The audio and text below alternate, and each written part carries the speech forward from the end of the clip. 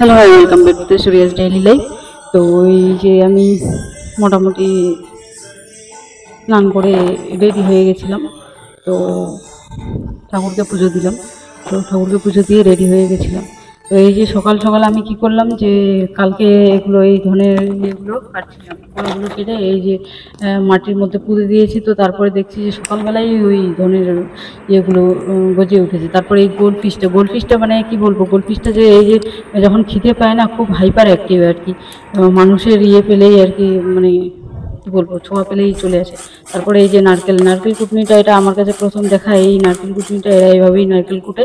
তারপরে এই যে নারকেল কুটনিতে আমি নারকেল কুটে নিচ্ছিলাম।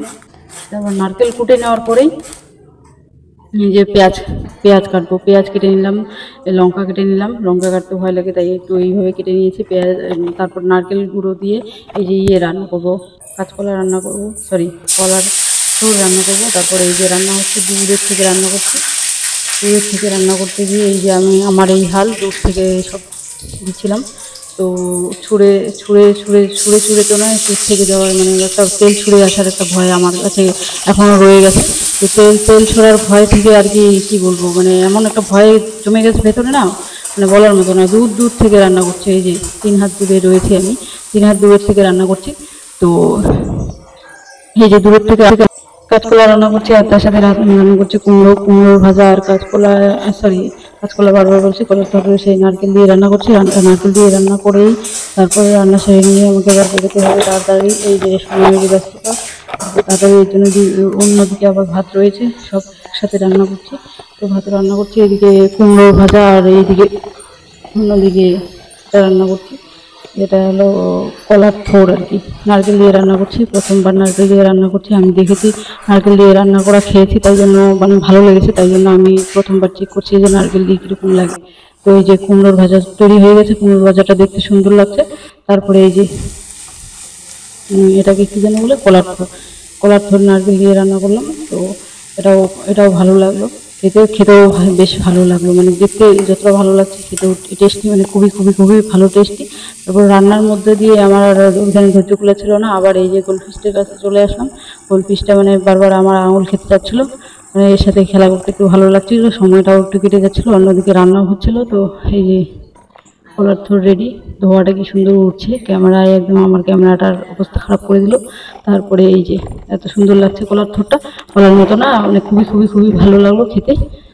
তারপরে এই যে একটু সেলাই করতে বসেছিলাম বিকেলবেলার দিকে, কেন কি ওই একটু জামাটার পকেটটা ছিঁড়ে গেছিলো। জামাটা নতুনই, কিন্তু পকেটটা ছিঁড়ে গেছিলো। তো তারপর পকেটটা সেলাই করছিলাম।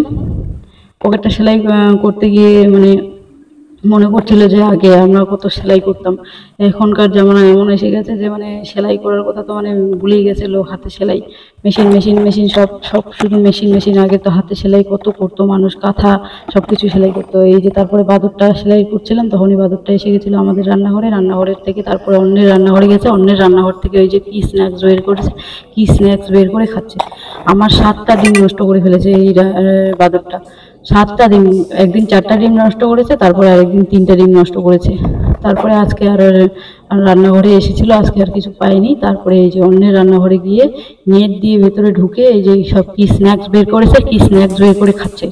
মানে কি বলবো, মানে মানুষের মতো একটা হাত দিয়ে নেটটাকে সরিয়ে দিয়ে ওই যে নেটটা দেখা যাচ্ছে, হাত দিয়ে নেটটাকে সরিয়ে দিয়ে ঢুকে তারপরে এই যে স্ন্যাক্সগুলো বের করে কি সুন্দর খাচ্ছে। তারপরে এই যে খেতেই না ওর মানে আর ভালো লাগছিল না, এটা ছুঁড়ে ফেলে দিল। মানে কি বলবো, ওই বাদরের যা মানে কি করবো, এটা নোটিস করছিলাম অনেকক্ষণ থেকেই। মানে মাঝে মাঝে ভালো লাগে ব্যবহারগুলো, কিন্তু মাঝে মাঝে খুব রাগ উঠে যায় যে জিনিসপত্র কিরকম নষ্ট করে ফেলে।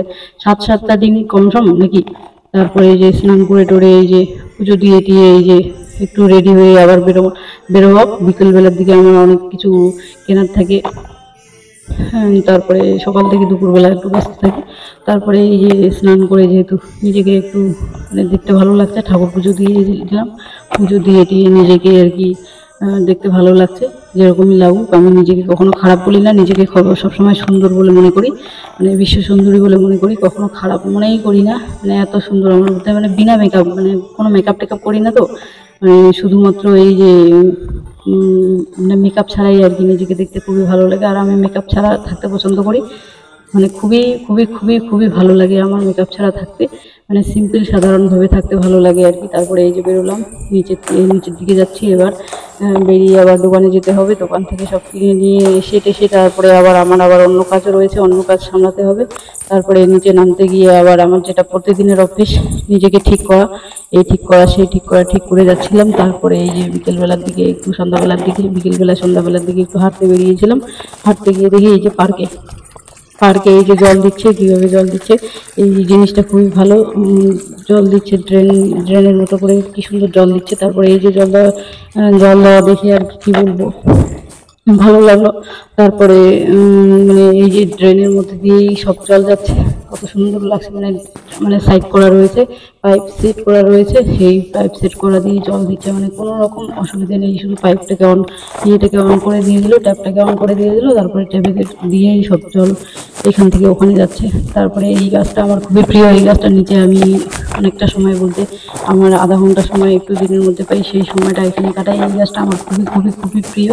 কৃষ্ণচূড়ার মতোই, ওই হলুদ ফুলটা দেখিয়েছিলাম একদিন, যে ওই হলুদ ফুলটা, এই ফুলটার গাছ। তারপরে এইখানে একটু হাঁটাহাঁটি করছিলাম, মুখটা একদম কেউটে ধরনের প্রতিদিনই আমার হয়ে থাকে।